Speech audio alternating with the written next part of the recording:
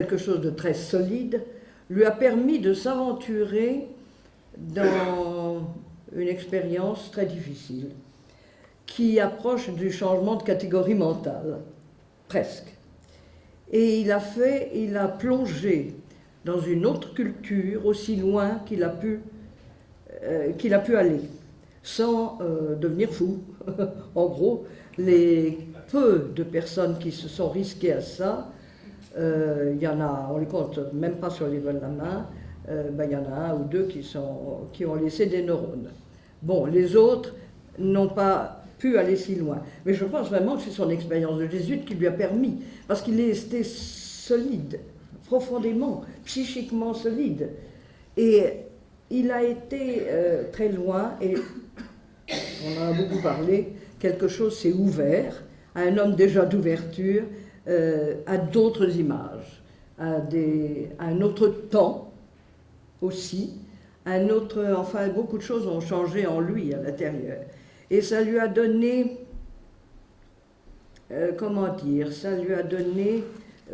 ça pourrait donner une distance. Eh bien c'est le contraire, ça l'a rapproché. Ça l'a rapproché un peu de tout le monde, ça l'a rapproché d'une humanité profonde. Et il l'a vécu comme une aventure humaine, mais il l'a vécu, enfin j'en parle parce que après je l'ai beaucoup vu, hein, nous nous sommes beaucoup parlé, il a eu l'impression que ce n'était pas seulement pour lui un acquis, bien entendu, puisqu'il a pu s'ouvrir sans perdre sa nature, hein, donc c'est vraiment un élargissement sûrement très difficile à faire. Mais il n'y a pas qu'à lui que ça a profité. Il n'y a pas que lui. Pour lui, c'était aussi une expérience scientifique. C'est-à-dire quelque chose qui pourrait peut-être servir de base à une autre façon d'aborder des modes de pensée différents. Et peut-être, quand je dis qu'il est moderne, c'est-à-dire qu'il n'y a pas seulement les cultures différentes, c'est que nous entrons peut-être nous aussi dans des cultures différentes. Et il en était tout à fait conscient, et que cet élargissement du cœur, de l'esprit et de tout, ne pouvait être que bénéfique. Et ce qu'il aurait aimé, c'est transmettre que seule l'expérience peut vous permettre ça, mais qu'il ne faut pas avoir peur de le faire. Voilà, il ne faut pas avoir peur. Il le disait, il ne faut pas avoir peur, il faut se lancer. Et c'est pour ça, je crois qu'il était vivant et qu'il reste pour nous tous vivant.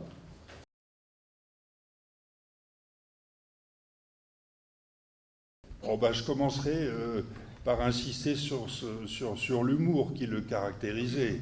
Bon, l'histoire qui a été racontée, je ne la répète pas, mais rappelez-vous un des sous-titres de son ouvrage Ici et là en Afrique, Roni soit qui mal y pense, par exemple.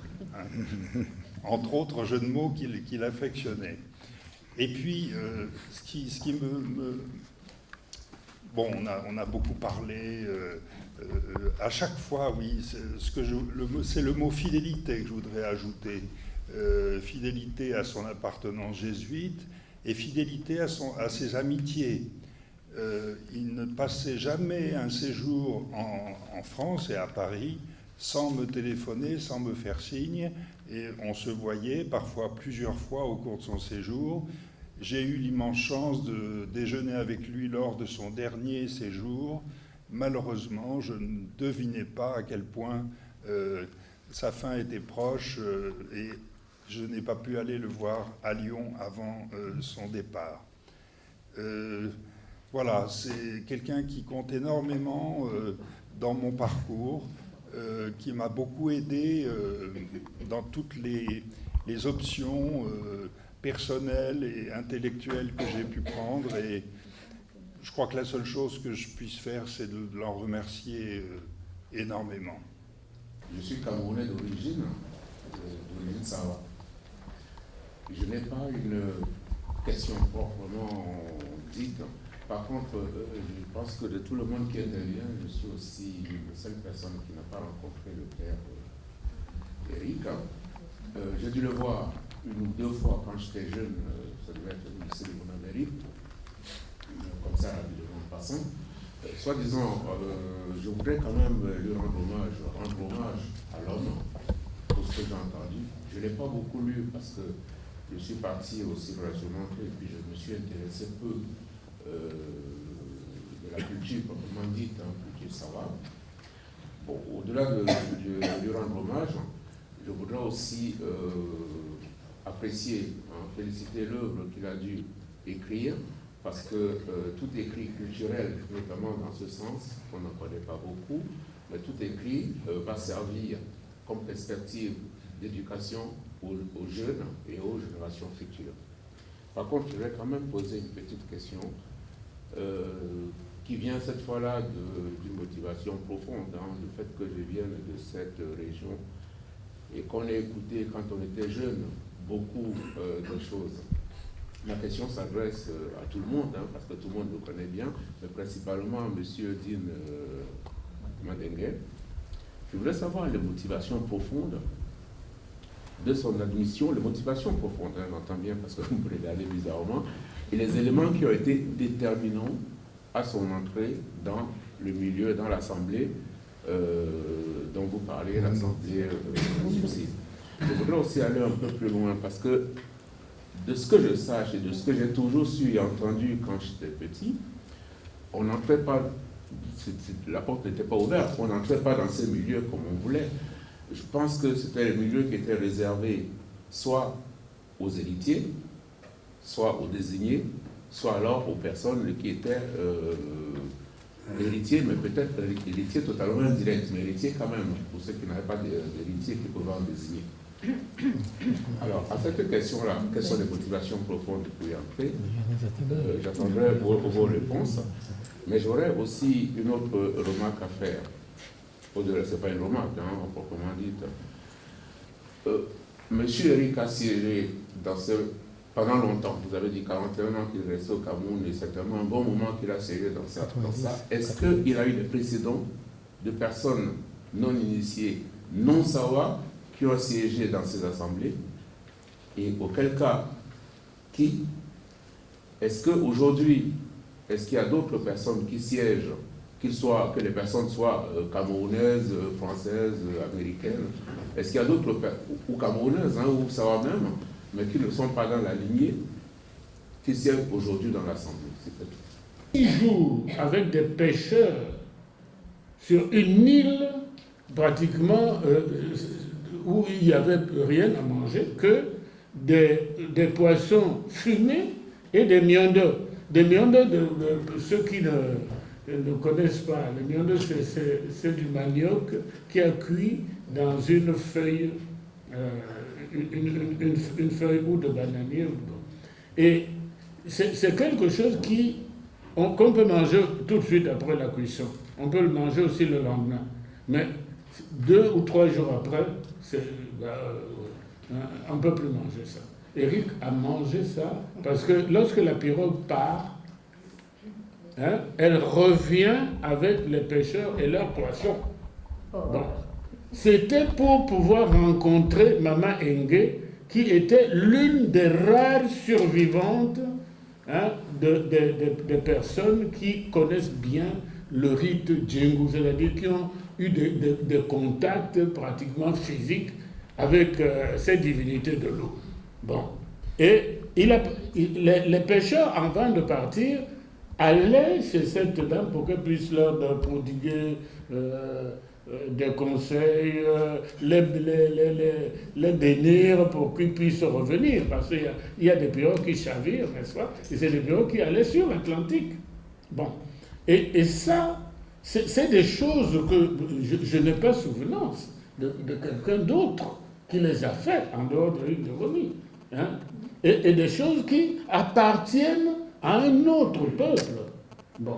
Et c'était consigné méticuleusement sur ces papiers, parce que toutes ces affaires-là, tous ces livres, les papiers, quand ils rentraient, ils me les montraient, on les lisait ensemble, on discutait dessus, etc. Bon, ils voulaient savoir telle ou telle chose. Non.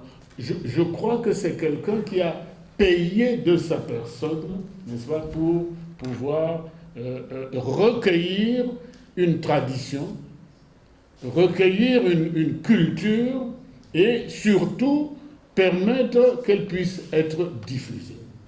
Et ne serait-ce que pour ça, hein, et il a mérité, n'est-ce pas, de pouvoir être coopté. Il a été coopté parce qu'il y a deux façons d'entrer dans la confrérie des Beyumba Bato. Ou le chef supérieur de votre communauté vous désignez pour aller représenter son village ou son quartier là-bas, ou bien les membres déjà siégeant dans la confrérie, hein, vous cooptent et demandent à ce que vous puissiez les rejoindre. Parce que les travaux que Eric a fait sur les plantes médicinales, hein, certains de ces travaux, notamment le cahier de Malema Makom, il les a faits avec quelques survivants, des gens qui, dans les années 30, ont écrit ces cahiers pour mettre sur papier un certain nombre de plantes médicinales et les maladies que ces papiers-là, ces plantes-là pouvaient soigner. Bon, après ça, après la publication du cahier de Malema Makom, qui est en 2 tomes, Eric a cherché des spécialistes des plantes pour analyser les principes actifs, de trouver les noms latins, etc. Il y avait le nom douala, le nom français s'il en existe, et le principe actif, le nom latin, etc. Et ce travail a été fait par Tongo Etonde et Kuala Malobe sous sa direction. Bon. Et tout ça figure aujourd'hui, c'est un document qu'on peut utiliser, que beaucoup de biologistes, de pharmaciens, enfin, tous ceux qui font dans l'industrie pharmaceutique puisent des éléments pour pouvoir créer de nouveaux produits.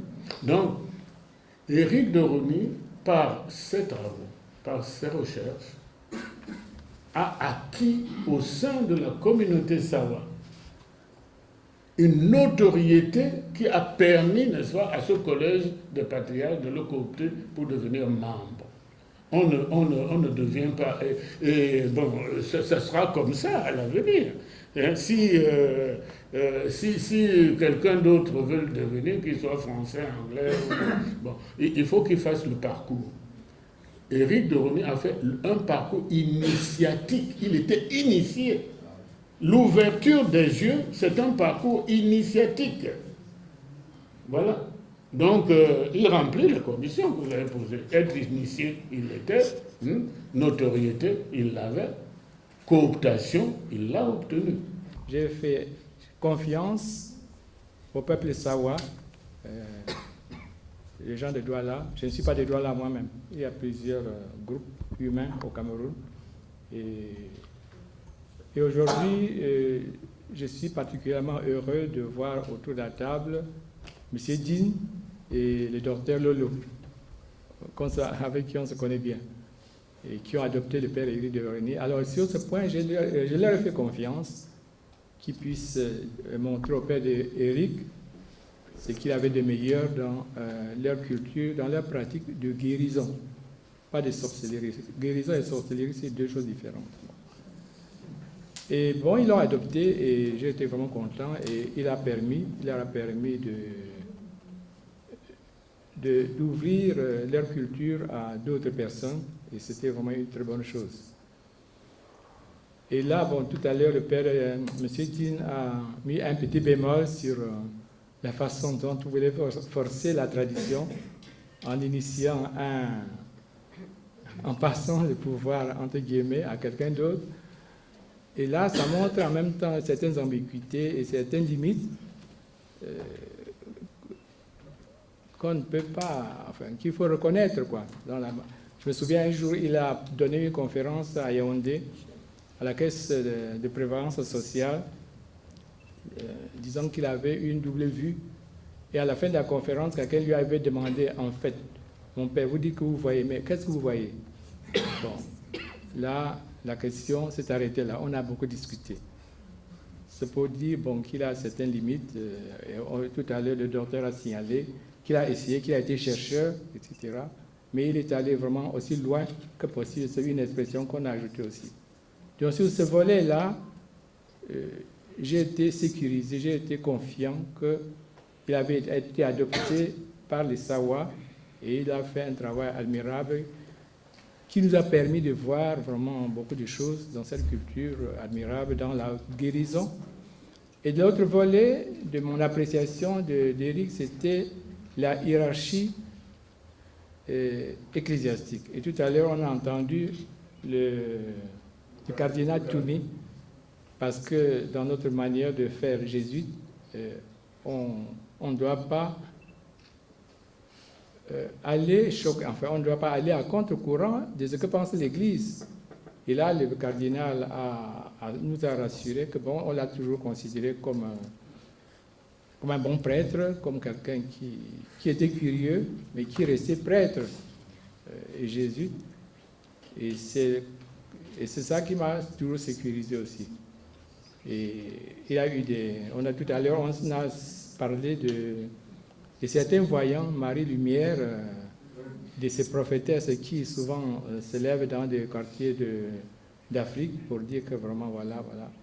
Et là, sur ce point-là, par exemple, le père on avait beaucoup discuté sur ce personnage-là, et le père d'Héronie était assez en dialogue avec le cardinal pour dire, bon, voilà ce que j'ai fait, je m'en vais l'interroger, je vois comment il guérit, bon, et comment il prie, etc. Donc ces deux garde-fous m'ont toujours permis de l'apprécier comme un bon compagnon et comme quelqu'un de prudent qui nous a permis de découvrir vraiment des choses et qui lui a permis aussi bon, de trouver un certain équilibre humain et intellectuel. Et c'est comme ça que vraiment, je suis content de participer à cette rencontre. Et bon, j'encourage ceux qui veulent perpétuer sa mémoire, qui le perpétue, bon, en voyant bon, ce qu'il nous a apporté. Vraiment. Ce que je crois qui est très très important vraiment dans l'idée pour Éric, c'est l'idée de transmission. Ça a toujours été quelque chose qui a traversé vraiment, je crois. Et ce n'est pas la transmission sous forme d'enseignement. Avec moi, Éric, alors qu'il a été vraiment présent, même pour la soutenance de thèse, etc., il n'a jamais eu une attitude professorale, on va dire. C'est toujours la transmission en faisant un bout de chemin ensemble. Et c'était vraiment dans l'accompagnement et effectivement, on a eu beaucoup de discussions, et notamment après quand je retourne au Cameroun, à Yaoundé, quand il était à Yaoundé, etc., on allait se promener parce qu'il aimait beaucoup marcher, en discutant de choses et d'autres, etc. Et c'est plus sous cette forme de transmission. Et c'est vrai, je pense que par rapport à cette initiation, etc., c'était cette idée de transmission chaque fois qui vraiment traversait. Alors après, quand je disais qu'il n'y a pas des détails, etc., j'ai peur de mal me faire comprendre. Je pense qu'il y a, par exemple, des anthropologues qui vont faire des descriptions très, très, très précises des cérémonies, même des choses qu'on prend, les aliments, etc. Et c'est quelque chose de très froid, finalement. Pour Éric, ce qui était vraiment important, je crois, c'est pour ça qu'il utilisait le récit, c'est de faire le tout. Ce n'est pas les choses qui sont comme ça, décalées les unes des autres, etc.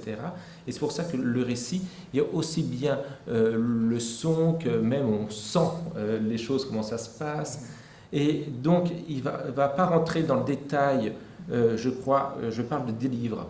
Et effectivement, dans ses carnets, dans ses prises de notes, etc., et aussi pour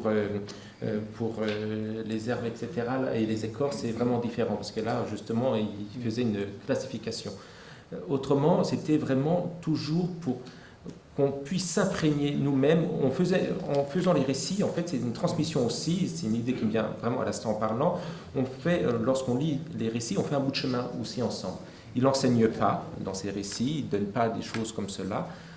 On l'accompagne, c'est pour ça qu'on est pris par les récits aussi, et il transmet des choses, et il transmet non seulement des événements, des actes, etc., mais aussi ce qu'il appelait, alors on avait on a eu des grandes discussions, moi je parlais plutôt d'un imaginaire, et lui il n'aimait pas trop le terme d'imaginaire, peut-être parce que justement, chez les jésuites aussi, l'image, l'imaginaire, etc., c'était référence à autre chose. Il parlait chaque fois de référence, et d'un monde de référence. Et automatiquement, dans ces descriptions, il essayait de relier ça à un monde de référence général, de voir en fait de la culture qui forme à tout.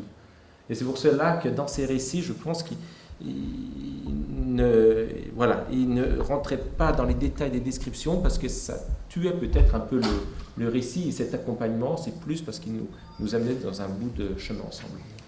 L'évolution du père de Rosny, il y a eu souvent un sentiment d'ambiguïté, un sentiment de quelque chose qui n'était pas très bien dit ou bien mal compris.